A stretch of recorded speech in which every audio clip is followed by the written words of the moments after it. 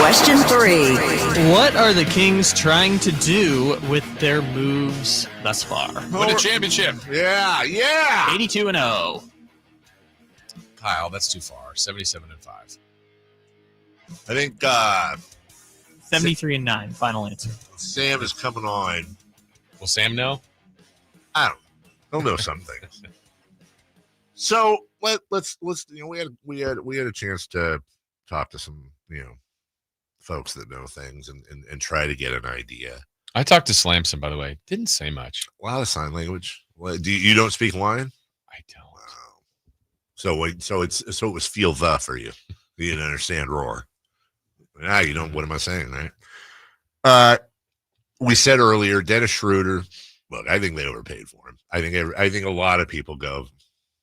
The years or the money or both. Well, I'm going to go back to what we said yesterday, Jason. Let me bring up the Kings salary table here. I'm going to share it with everybody, the audience on the YouTube. You know what's interesting too? I feel like, and I don't know if you have the same read. Like I feel like the contracts, just as a general statement this offseason. Yeah. Maybe this is too much of a generality because there's probably some examples, but I feel like there's been a little bit of a pullback.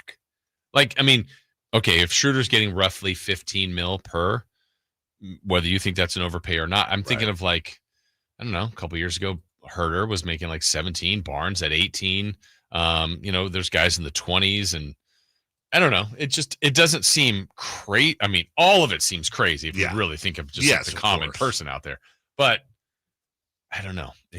But then you get SGA and you're like 71 million. Yeah. You're like, my goodness. There is a big, it's almost like radio. There is a big upper class, lower class. Yeah. And then there's not a lot of middle going on. Yeah. And the Kings are no different. They're on the hook right now for $176 million next season combined. And 90 million of that 176 is Levine and Sabonis. It's very top heavy. And then DeRozan at 25, Monk at 19, and now Schroeder at we'll see, it's spelled with an E here. SCHROE. I always thought it was, but I swear I saw it's just Shrew is how it's. But what's interesting is you have that table up for those that aren't on YouTube, but it basically is the graphic of what the Kings layout is for the next couple of years. Mm-hmm. I think what's important, and you did bring this up earlier, Dave, is that it seems like, and again, kind of getting, like as you said, plugged in with some of the people that are in the know with the Kings.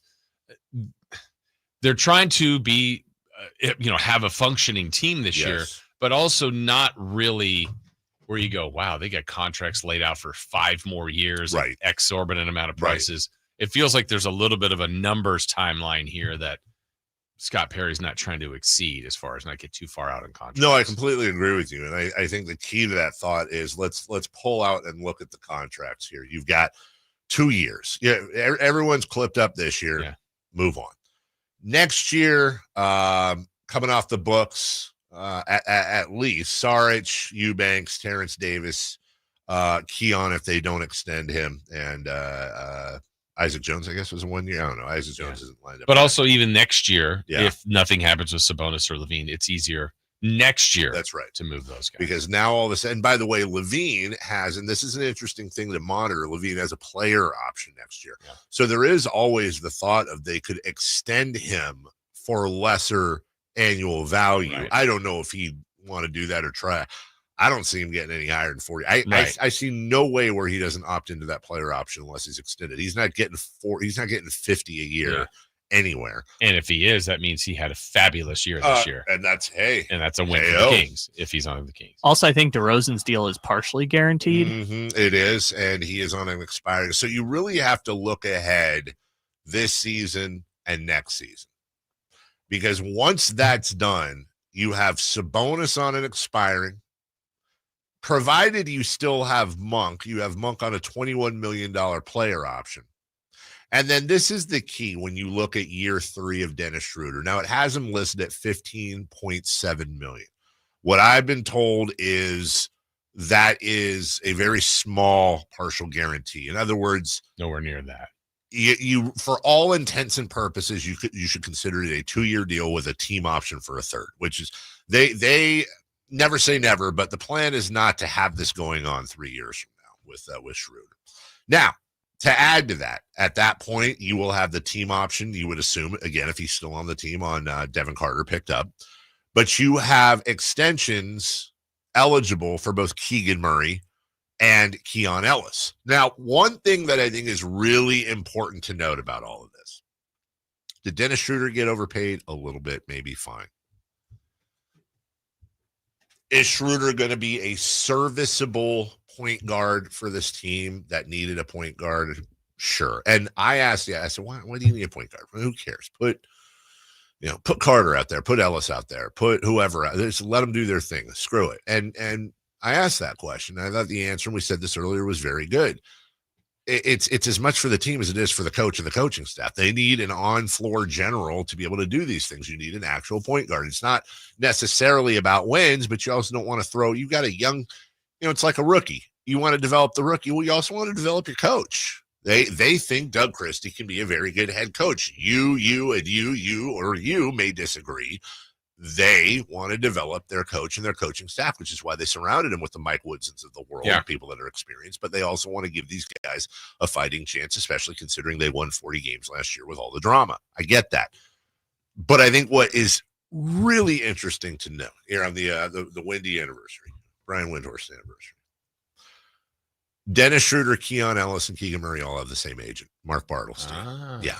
And I do not believe that's a coincidence. I'm not. Yeah. No, what I'm not saying is that, we don't want Dennis Schroeder. We're going to do you a favor so we can get a.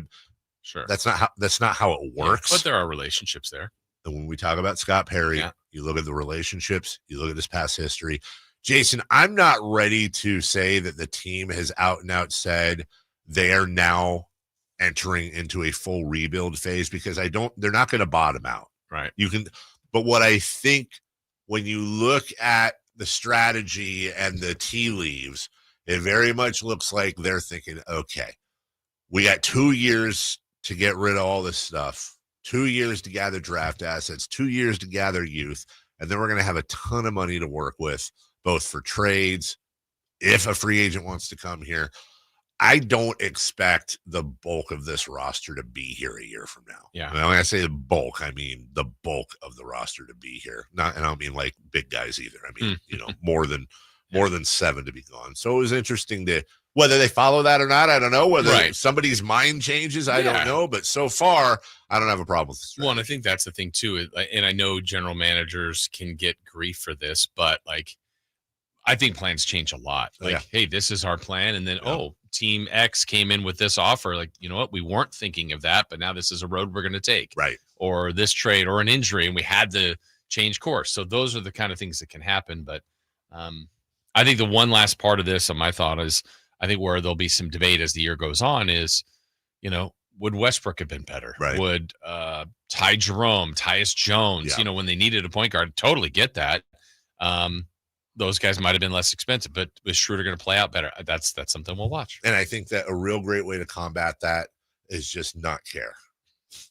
Just do what I do. I don't care if it was Westbrook. Don't. Yeah, I will. Do. Coming next season, I will. Yeah. Well, look, you know what I care about? I care about Golden One Center being smiley, being happy, and as always, being filled with the best fans in the NBA that bring the energy. Much like my friends at American Energy Heating and Air will bring you a second opinion